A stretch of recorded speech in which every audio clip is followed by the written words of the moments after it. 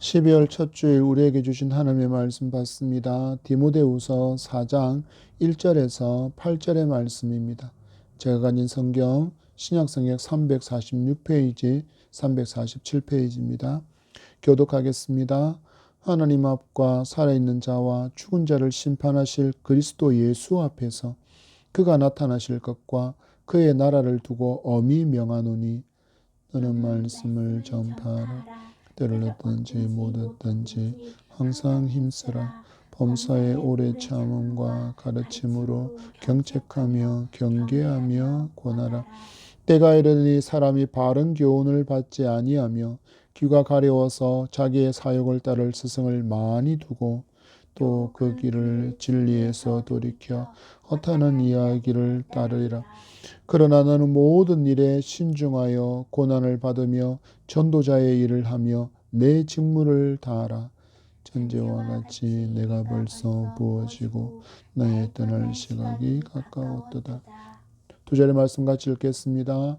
나는 선한 싸움을 싸우고 나의 달려갈 길을 마치고 믿음을 지켰으니 이제 후로는 나를 위하여 의의 면류관이 예비되었으므로 주 곧 의로우신 재판장이 그날에 내게 주실 것이며 내게만 아니라 주의 나타나심을 사모하는 모든 자에게도 니라.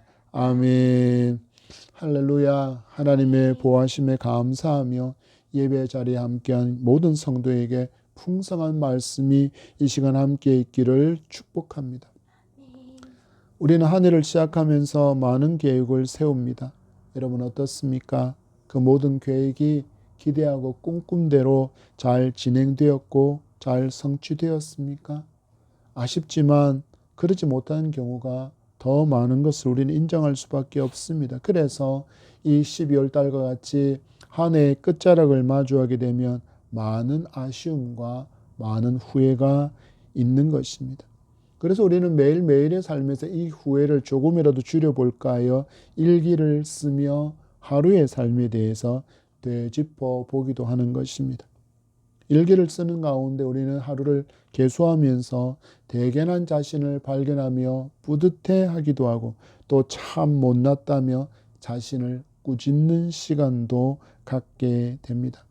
이처럼 이 결산의 시간이라는 것은 스스로에게 아쉬움도 많이 안겨주지만 그 후회와 그 아쉬움을 발판 삼아서 새롭게 주어질 다음 날과 새롭게 주어질 한 달과 또한 새롭게 주어질 한 해를 잘 준비하고 또 살아내 보리라는 다짐을 할 수 있는 좋은 기회를 제공해 줍니다. 우리의 신앙에 있어서도 마찬가지입니다. 우리의 신앙도 결산을 잘 해야 합니다. 한 해의 믿음의 여정이 잘했다 칭찬해 줄 만한 것인지 아니면 낙제점을 주며 아쉬워하게 될지도 결산을 통해서만 얻을 수 있는 경험임을 우리는 분명하게 알아야 합니다. 오늘 말씀의 삶을 살았던 바울이 그 인생의 마지막 순간에 믿음의 아들인 디모데에게 보낸 편지를 받습니다. 주신 말씀으로 우리는 어떻게 이 결산의 때를 준비할지 그리고 어떻게 결산의 때를 준비함으로 하나님으로부터 칭찬받는 인생을 살아갈 수 있는지 가르쳐주는 그 교훈을 발견하는 풍성한 은혜가 이 시간 함께하기를 소망합니다. 그래서 이 삶으로 우리도 바울처럼 믿음의 아들인 디모데에게 믿음을 전수해 줌과 같이 우리의 믿음의 자녀에게 믿음의 제자들에게 믿음의 좋은 유산을 남겨주기를 힘쓰고 살아가는 저와 여러분이기를 축복합니다. 바울은 이 서신을 AD 66년쯤에 디모데에게 보냈습니다. 바울이 처음 로마 감옥에 갇혔을 때는 거의 가택연금 수준이었다라고 한다면 두 번째 지금 갇혀있는 로마 감옥은 열악했습니다. 습하고 차갑고 불결한 토굴 감옥이었고 심지어 쇠사슬에 묶인 채 갇혀 있었습니다. 이 편지를 쓸 때 바울은 굉장히 노쇠한 상태였습니다. 그런 노쇠하고 병약해진 그를 돌보기 위해서 의사인 누가가 그의 곁을 지켜야 할 정도의 상태가 바울의 육신의 상태였습니다. 교회 사적으로는 또 어떻습니까? 네로 황제의 대박해 상황으로 인해서 감옥에 투옥된 상태이기에 나아가 그 바울의 나이와 마주한 모든 상황을 볼 때 바울은 자신의 죽음이 임박했음을 인지하고 있었다라는 것을 우리는 말씀을 통해서 발견할 수 있습니다. 죽음을 앞에 둔 그때 믿음의 아들이자 목회자 후배인 디모데에게 편지를 보내며 믿음을 지키며 진리를 잘 수호하고 또한 잘 가르치는 삶을 살아갈 것을 권면하는 내용이 디모데 전후서의 핵심 내용이라고 할 수 있습니다. 특히 오늘 우리가 본문으로 삼은 말씀은 디모데서의 최종 결론 부분으로 마지막 결산의 순간에 어떻게 살아야 하는가, 그 결산이 있다라는 것을 아는 성도는 어떻게 현재를 살아야 할지에 대해서 노 사도의 강한 울림의 교훈을 우리가 함께 받기를 원합니다. 1절의 말씀입니다. 하나님 앞과 살아있는 자와 죽은 자를 심판하실 그리스도 예수 앞에서 그가 나타나실 것과 그의 나라를 두고 엄히 명하노니 아멘. 우리가 첫 번째 받게 될 교훈은 마지막 결산의 때가 있음을 매일매일 기억하며 살아야 한다라는 것입니다. 바울은 이야기합니다. 하나님 앞과 살아있는 자와 죽은 자를 심판하실 그리스도 예수께서 나타나실 그때가 있음을 알고 너희들은 오늘 그 결산의 때를 기억하며 매일매일 순전하고 성결한 정결한 믿음의 삶을 살아갈 것을 권면하고 있습니다. 그가 말합니다. 하나님 앞에 서게 될 시간이 있다. 그리고 온 세상의 심판자로 다시 오시게 될 그리스도를 마주할 시간이 있음을 너희들은 반드시 기억해야 하고 이 결산의 때를 준비하기 위해서 너희들은 이러한 믿음의 삶을 살아야 한다라고 권면합니다. 여러분, 그래서 말씀의 교훈에 따르면 심판이 있음을 알고 결산의 때가 있음을 알고 살아가는 것이야말로 참 지혜로운 사람이고 이것이 성도에게 주신 은혜임을 알게 됩니다. 여러분, 이 진리를 모른다면 인생의 결산의 때가 있고 역사가 최후를 맞이하는 그 결산의 때가 있음을 알지 못한다면 우리는 어떤 인생을 살아갈까요? 덜 중요한 가치의 시간과 물질과 건강을 쏟으면서 살아가게 됩니다. 우리는 흔히 이런 말을 합니다. 오는 데는 순서가 있어도 가는 데는 순서가 없다. 지금 젊은 사람이기 때문에 나이 든 어른들보다 더 오래 살 수 있다라는 장담은 누구도 할 수 없다라는 의미일 것입니다. 이러한 인생이기에 우리는 결산의 때를 기억하며 매일의 삶을 사는 지혜와 명철의 사람이어야 할 것입니다. 여러분에게 질문 하나 드려보겠습니다. 여러분, 지금 여러분이 목숨처럼 소중하다고 여기는 그것들을 하나님의 저울에 올려놓는다면 하나님께서 그 가치를 인정해 주실 것은 과연 어떤 게 있을까요? 지금의 많은 사람들이 돈, 명예, 인기, 명성, 예쁨, 미모, 권력 등을 최고의 가치라고 추구하며 붙들고 살아가지 않습니까? 만약에 이러한 것들을 하나님의 저울에 올려본다면 과연 하나님께서 그것을 합당하다라고 평가하실까요? 아니면 함량미달이라고 그렇게 평가를 하실까요? 바벨론의 느부갓네살이 남유다를 정복하고 하나님의 성전에서 성전 제사에 쓰였던 모든 기물들을 탈취해 갔습니다. 그리고 그의 아들 벨사살 왕이 잔치를 열고 이 성전의 그릇으로 술잔 삼아서 마시며 우상을 찬양하는 순간에 놀라운 손 하나가 나타나서 글자를 적기 시작합니다. 메네 메네 데겔 우바르신. 이 글자를 보고 벨사살과 그곳에 있던 신하들이 얼마나 두려워 떨었던지 넓적다리가 풀리고 무릎이 서로 부딪혀 소리를 낼 정도였다라고 성경은 기록하고 있습니다. 메네 메네 데겔 우바르신, 과연 어떤 의미일까요? 메네라는 말은 계산하다, 계수하다라는 뜻입니다. 다니엘은 이것을 설명하기를 하나님이 왕의 나라의 시대를 세워서 그것을 끝나게 하셨다. 왕에게 주어진 그 왕으로서의 임기가 이미 끝났다라고 그렇게 평가했다라는 것입니다.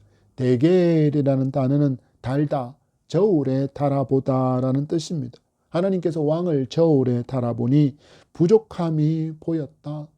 그의 삶이 하나님에 의해 미치지 못했다라는 뜻입니다.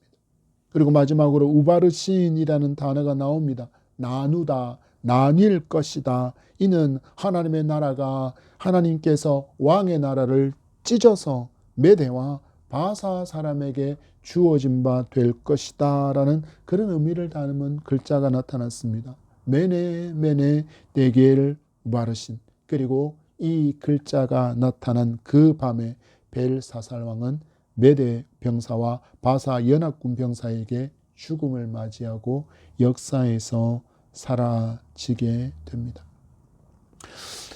이 상황을 우리는 역사적으로 잠시 살펴보기를 원합니다. 벨사살 왕이 하나님의 성전에서 가져온 그 기물들로 술잔을 삼아서 자기 우상에게 경배하고 잔치를 벌이고 있는 그 순간에 과연 어떤 일이 있었을까요? 이미 메대와 바사 연합군이 바벨론 성을 제외하고는 모두 다 점령한 상태였습니다. 그런 중에 지금 벨사살 왕은 뭐하고 있었습니까? 잔치를 열고 있습니다. 이게 어떻게 가능했을까요? 적이 바로 눈앞에 보이고 있음에도 불구하고 벨사살 왕은 수많은 사람들, 귀족들과 자기 신하들을 불러서 잔치를 열고 있었습니다. 왜냐하면 이 왕이 있었던 바벨론 성은 유프라테스 강이 돌아 흘러가는 위치에 있었기 때문에 연결된 다리를 통하지 않고는 드나들 수 없는 난공불락의 요새였기에 연합군도 이곳을 침범하거나 점령할 수 없다라는 확신이 그에게 있었기 때문입니다. 또한 그 당시에 이 성 안에는 수년 동안이나 버틸 수 있는 충분한 양의 식량과 물이 있었기에 침략군이 오히려 식량 부족으로 말미암아 돌아가게 될 것이다라고 확신했습니다. 마지막 이유가 하나 있습니다. 바벨론이 섬기고 있었던 강력한 최고의 신이라고 불렸던 그 마루둑이 자기를 보호해 줄 것이며 지금 위기의 순간이지만 다시 그날에 그랬던 것처럼 승리를 줄 것이라고 그가 믿고 있었다라는 것입니다. 그런데 여러분 보십시오. 그가 믿었던 것이 그를 보호해 주었습니까? 아니요. 그가 보호받을 것이라고 생각했던 난공불락에 의해서 바벨론 성도 모두 다 점령당해 버렸습니다. 그리고 그곳에 있던 식량과 물이 보호해 줄 것이라고 생각했지만 역시 함락당해 버렸습니다. 최고의 신이다. 저 유다에 있는 여호와를 이긴 최고의 신 마루둑이 우리를 보호해 줄 것이라고 그가 믿고 의지했지만 그 신조차도 그를 보호해 주지 못했고 하룻밤 사이에 바벨론 제국과 벨사살은 망해 버렸습니다.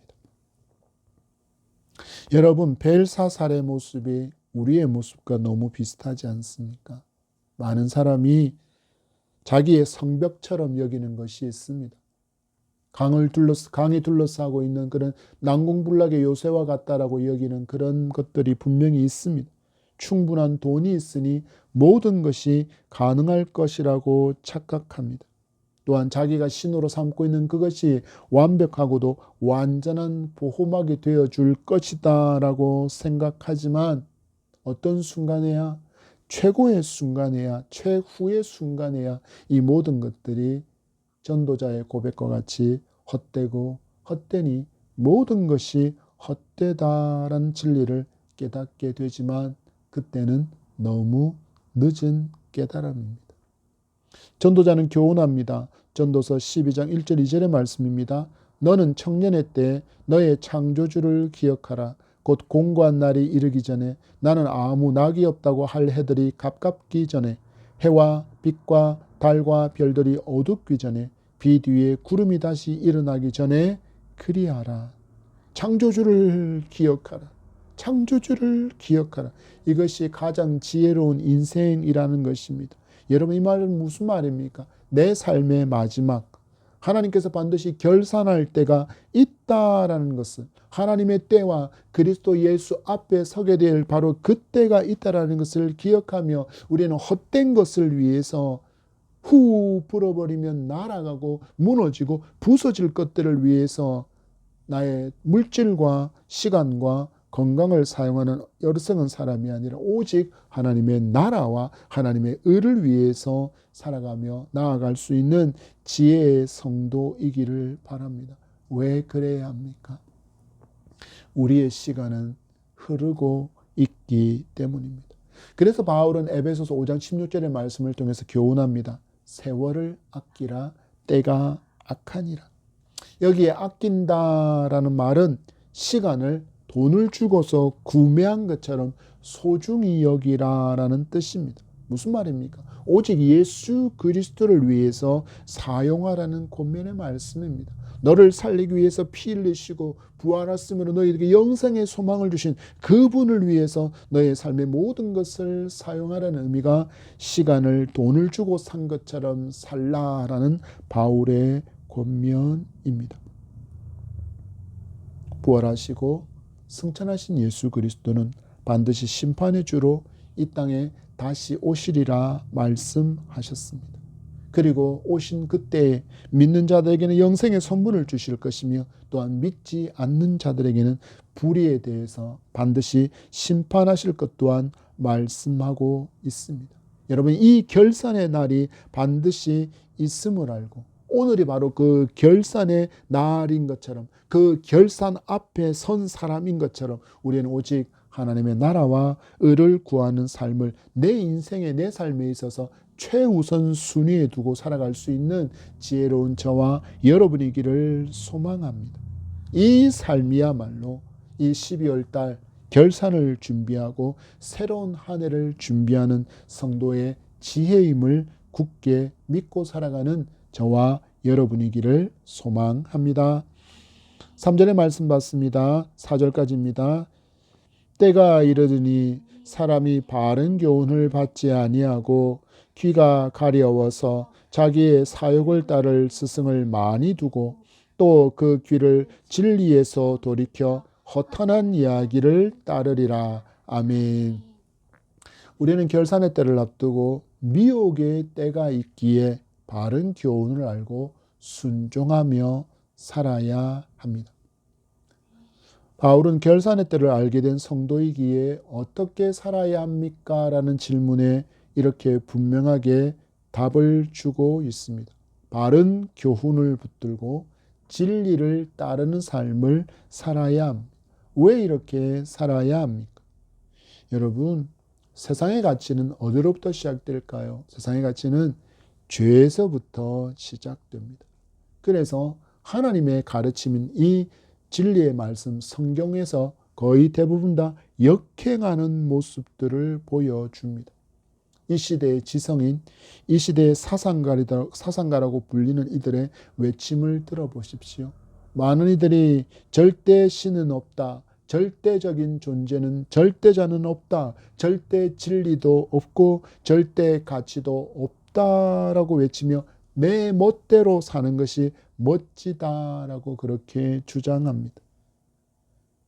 그리고 이렇게 외치는 사람들이 이제는 자기들이 문화의 주류인 것처럼 여기고 동참하지 않는 이들을 향하여서 비합리적인 사람이라고 경멸합니다. 여러분, 왜 이렇게 경멸할까요? 우리가 크리스찬이 믿음을 말하기 때문입니다. 과학적이고 이성적인 사고에 의지하지 않고 근거도 없고 증명할 수도 없는 신을 믿는 믿음에 의존하기에 성도들을 향하여서, 기독교인을 향하여서 비합리적인 사람들이라고 말합니다. 하나님의 말씀이 절대 진리라고 주장하는 것은 다른 사람이 주장하는 진리를 거부하는 것이기에 이것은 비윤리적인 행동을 일삼는 불관용한 사람들이다. 그래서 사회적 약자나 소수자의 권리도 침해하는 잠재적인 위협의 요소라고 여겨서 지금 시대에는 크리스찬들이 의견을 수렴하고 여론을 수렴하는 그 현장에 동참하는 것조차 배제시키고 있는 실정입니다. 왜냐하면 동성애가 잘못됐다고 외치기 때문입니다. 불법이 잘못되었다라고 외치기 때문입니다. 듣기 싫다라는 것입니다. 그런 절대적인 가치에 대해서 논하지 말라라고 말하기에 우리를 향하여서 비합리적인 사람이기에 너희들하고 어울릴 수 없다라고 이야기합니다. 그들은 또한 성도를 향하여 시대착오적인 사람이라고 이야기합니다.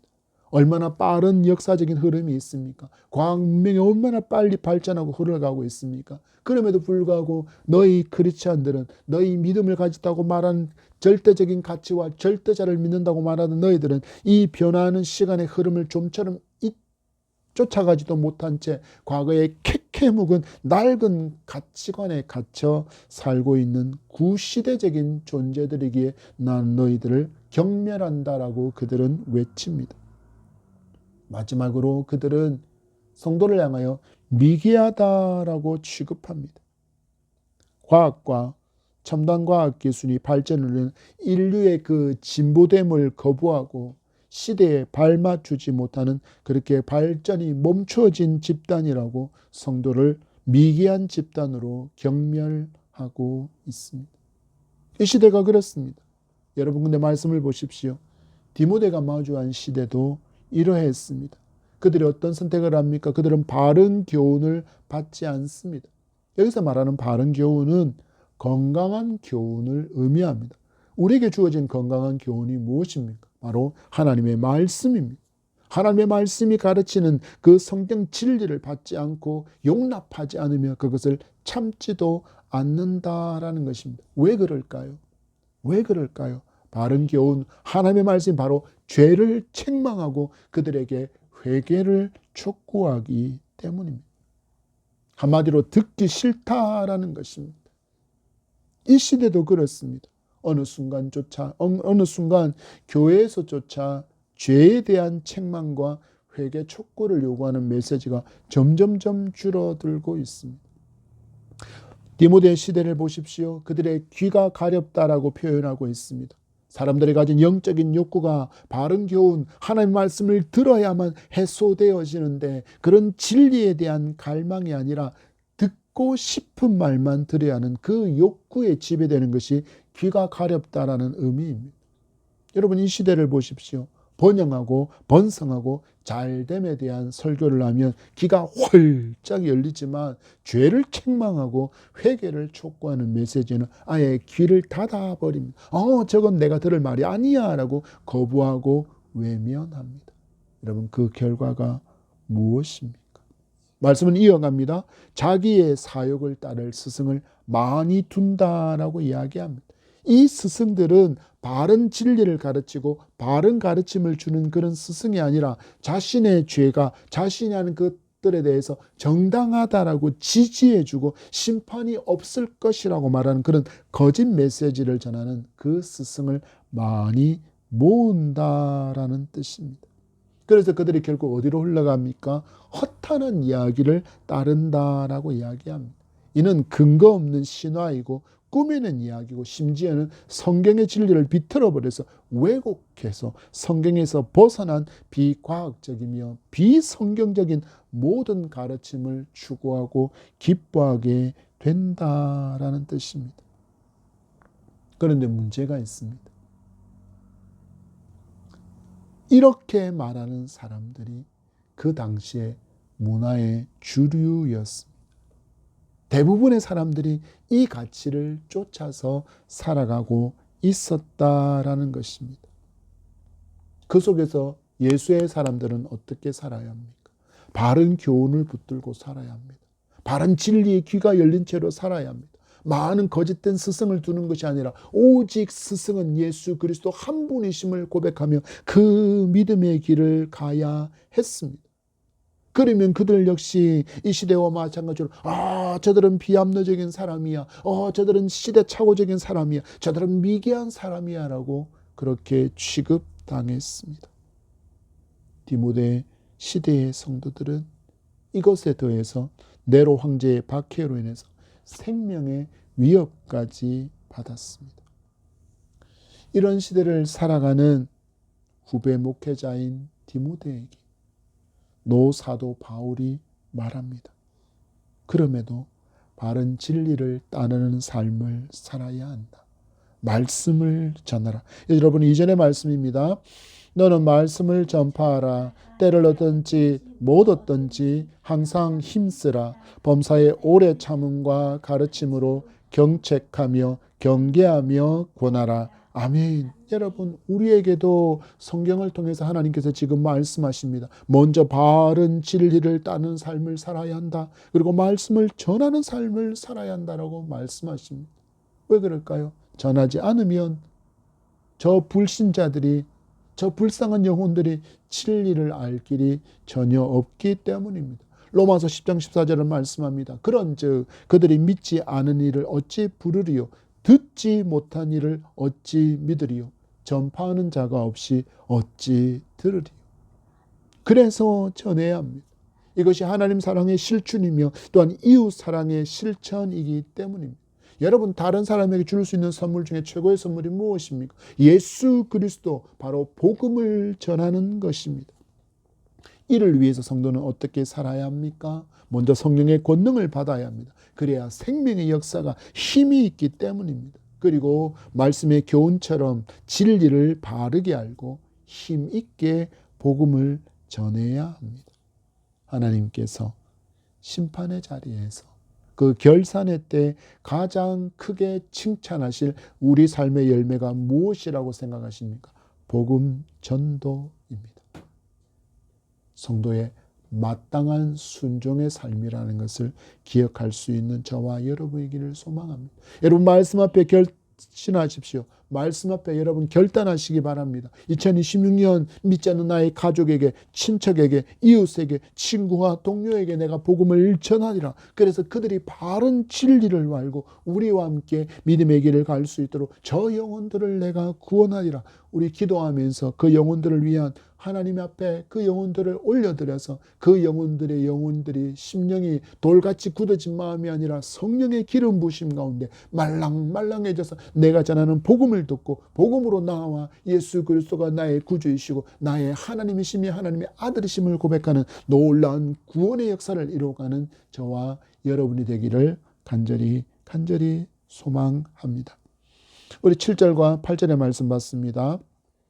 나는 선한 싸움을 싸우고 나의 달려갈 길을 마치고 믿음을 지켰으니 이제 후로는 나를 위하여 의의 면류관이 예비되었으므로 주 곧 의로우신 재판장이 그날에 내게 주실 것이며 내게만 아니라 주의 나타나심을 사모하는 모든 자에게도 니라. 아멘. 우리의 믿음의 삶에는 반드시 면류관의 상이 있기에 우리는 이 믿음의 길을 진리에 따라서 가야 합니다. 디모데의 시대, 그리고 지금 우리가 마주한 이 시대에 정말 너무나도 힘겹고 진리가 공격당하는 그런 시대, 믿음으로 말미암아 많은 어려움을 당하는 그런 시대를 우리가 살고 있지만 우리는 진리이신 예수 그리스도를 따라서 살아야 하는 것은 결산의 때가 반드시 있기 때문이며 또한 우리의 수고와 열매에 대해서 하나님께서 상을 주시겠다고 약속하고 있기 때문입니다. 여러분, 바울의 고백을 들어보십시오.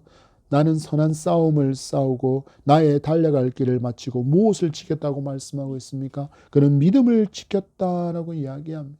여러분, 우리 말씀으로 짧게 넘어가지 마시고 여러분 바울의 삶을 한번 묵상해 보십시오. 여러분, 바울의 복음 전도를 위해서 얼마나 힘겨운 여정을 걸어갔습니까? 그의 인생에 있어서 그 복음 전도의 여정에 있어서 얼마나 많은 고난이 있었던 길입니까? 그래서 바울은 그 길을 향하여서 선한 싸움을 싸운 길이다라고 이야기합니다. 그리고 그 길을 마칠 때까지 그는 예수 그리스도를 믿는 믿음을 지켰다라고 고백하고 있습니다. 어떻게 이 삶이 가능했을까요? 그의 신앙 고백이 있었기 때문입니다. 나는 모든 것을 다 잃는다 할지라도 예수를 얻었으니 충분하다라는 감사로 그가 채워져 있었기에 이 고난과 같은 이 선한 싸움을 싸우는 치열한 전투와도 같은 이 길을 바울은 담대하게 걸어갈 수 있었던 것입니다. 예수 믿다가 어려움을 당하고 손해를 마주하면 많은 이들이 이렇게 말합니다. 예수 안 믿다가 예수 믿고 나니까 일이 더 안 풀린다. 그러면서 어떤 선택을 할까요? 많은 사람들이 믿음에서 떠나가는 것을 보게 됩니다. 얼마나 안타까운 일인지요. 또 한편으로는 복음을 제대로 전하지 못하고 가르치지 못한 제 잘못인 것 같아서 그런 이들을 보면 참 마음이 아픕니다. 여러분, 바울은 이런 어려움과 고난을 마주한 그때에도 믿음을 지켰습니다. 그는 고백합니다. 살아도 주를 위해, 죽어도 주를 위해 오직 주의 영광만을 구하는 삶을 살았습니다. 왜냐하면 의의 면류관이 상으로 준비되었음을 그가 굳게 믿었기 때문입니다. 땅에서 얻을 수 있는 그 영광과는 비교가 불가한, 비교조차 되지 않는 그 영광스러운 천국에서 주께서 내게 씌워주실 그 의의 면류관을 소망했기 때문입니다. 그랬더니 그는 매를 맞아도, 배고픔을 당해도, 배가 파산하는 위기에서도 그는 예수 그리스도를 배반하지 않았습니다. 마주할 그 영광스러운 순간을 소망했기에 그는 이길 수 있었습니다. 그리고 이 소망의 이유를 이렇게 외칩니다. 의의 면류관이 예비되었다. 당시 헬라와 로마는 경주가 아주 많았습니다. 운동 경기가 너무너무 많았습니다. 그래서 우승자에게는 월계수를 엮어 만드는 월계관을 수여했습니다. 믿음을 지키며 믿음의 경주를 마친 바울에게도 주 곧 의로우신 재판장이신 예수께서 면류관을 씌워주실 것을 그는 굳게 믿었습니다. 그리고 주의 나타나심과 곧 재림을 사모하는 모든 자에게도 이 의의 면류관이 예비되어 있으니 지금 인내하고 믿음을 굳게 붙들라고 후배 목회자인 디모데와 많은 성도들을 말씀으로 위로하고 있습니다. 그는 말합니다. 예비되었다. 너희들을 위하여 월계관이, 그 면류관이 예비되어 있다. 여기서 예비되어 있다라는 것은 따로 보관되어 있다, 저축되어 있다라는 뜻입니다. 저 천국의 믿음의 길을 가는 성도를 위한 면류관이 안전하게 보관되어 있으니 사라지거나 도난당할 염려가 전혀 없으니 이 의의 면류관을 사모하라는 것입니다. 이 말씀은 이 박해를 당하던 그 시대를 살아가던 초대교회 성도들에게는 너무나도 큰 소망의 메시지였습니다. 왜냐하면 자식이들에게, 믿는 자들에게 박해를 강하는 그 모든 이들 역시 하나님의 심판대 앞에 반드시 서게 된다라는 것을 가르쳐주는 말씀이었기 때문입니다. 비록 지금 이 땅에서는 저들이 강력한 권세를 가지고 성도들에게 박해를 가한다라고 할지라도 하나님의 공의의 심판대 앞에 반드시 저들 또한 서게 될 것이기에 그 공의를 믿으며 박해를 이기고 믿음을 지킬 수 있었던 것입니다. 여러분, 왜 예수 믿고 있습니까? 여러분, 왜 교회 다니십니까? 입술로 대답하지 마시고 여러분 마음으로 대답해 보십시오. 땅에서 호의호식하고 땅에서의 번영을 꿈꾸기 위해서 여러분 교회를 다니고 예수를 믿고 있습니까? 여러분 그렇다면 시작점에서부터 지금 문제가 생긴 것입니다. 우리가 교회를 다니는 이유, 성도로 살아가는 이유는 바로 그날에 주실 의의 면류관이 제일 큰 이유여야 합니다. 땅에서 잘되고 번성하고 번영하고 형통한 삶만을 목적으로 바울이 그것을 삼고 그가 이 믿음의 길을 갔다면 포기해도 그 믿음을 시작하는 지점에서 이미 바울은 이 믿음의 길을 포기했을 것입니다. 그러나 바울은 포기하지 않았습니다. 그는 하늘 소망을 품었고 의의 면류관 주실 것을 사모함으로 끝까지 믿음을 지키며 전도자의 삶을 살아갔습니다. 여러분, 왜 심판이 성도에게 오늘을 참게 하는 소망이 될까요? 오늘을 인내하게 하는 소망이 될까요? 여러분, 우리가 사는 세상의 불합리함과 그 부조리함을 보십시오. 죄악된 세상에서는 뇌물과 더 높은 권세를 가진 자가 죄를 무죄로 만드는 일들이 가능합니다. 그러면 하나님 앞에서 가능할까요? 하나님께 뇌물이 먹힐까요? 하나님보다 더 높은 권세를 가진 존재가 있습니까? 아니요. 아니요. 하나님은 전혀 부족함이 없으신 분이시고 하나님보다 더 높은 분은 없기에 하나님의 심판대 앞에서 어떤 부조리도 어떤 불합리함도 통용되지 않습니다. 그래서 성도는 이 하나님 경외함으로 담대하게 믿음의 길을 갈 수 있는 것입니다. 이 하나님의 공의를 믿기에 믿음의 길을 가는 중에 마주하는 불합리와 부조리와 어려움과 고통을 당할 때도 성도는 믿음을 지키며 인내할 수 있는 것입니다. 여러분, 혹시 믿음으로 말미암아 지금 마주한 위기와 어려움, 실패, 눈물의 자리에 서 있으십니까? 그래서 지금 믿음을 포기하면 이 순간을 넘어갈 수 있고 위기를 극복할 수 있고 성공을 거머쥐실 수 있을 것 같습니까? 여러분, 땅에서 얻게 될 아주 짧은 성공을 누리려고 영원한 성공, 영원한 면류관을 포기하는 것처럼 안타까운 일은 없습니다. 여러분, 그런 의심이 들 때, 그런 도전이 찾아올 때 그때 십자가의 주님을 바라보십시오. 십자가까지도 참아주시고 나를 구원해 주신 그 주님의 사랑을 기억하십시오. 그러면 여러분 용기를 얻고 또 소망을 얻을 수 있습니다.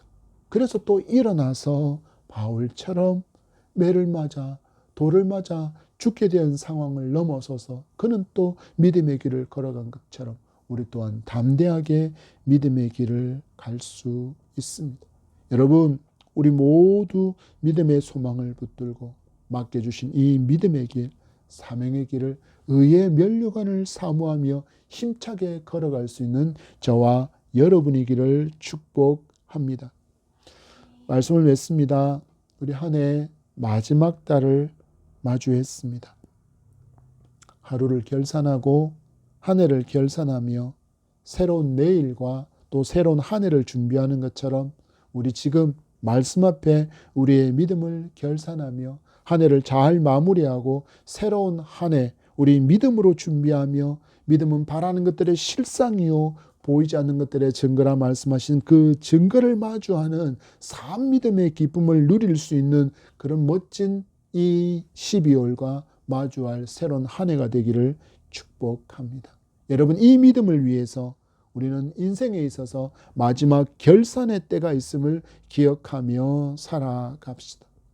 우리가 살아가는 가운데 수많은 미혹이 있지만 그 가운데서도 바른 교훈을 붙들고 바른 교훈을 따라서 살아갈 수 있는 저와 여러분이기를 소망합니다. 그리고 마지막 우리가 달려간 이 믿음의 끝에 우리를 위해서 준비하신 의의 면류관이 있음을 믿고 믿음의 길을 가는 저와 여러분이기를 소망합니다. 여러분 기억하십시오. 우리는 하나님께 상 받는 길을 가고 있습니다. 때로는 삶에서 어려움도 위기도 실패도 좌절의 순간도 분명히 마주하게 됩니다. 그렇지만 그 마지막 날에 내게 주시려고 예배해 두신 그 의의 면류관이 있음을 사모하며 믿음을 지키며 나아갈 수 있는 저와 여러분이기를 소망합니다.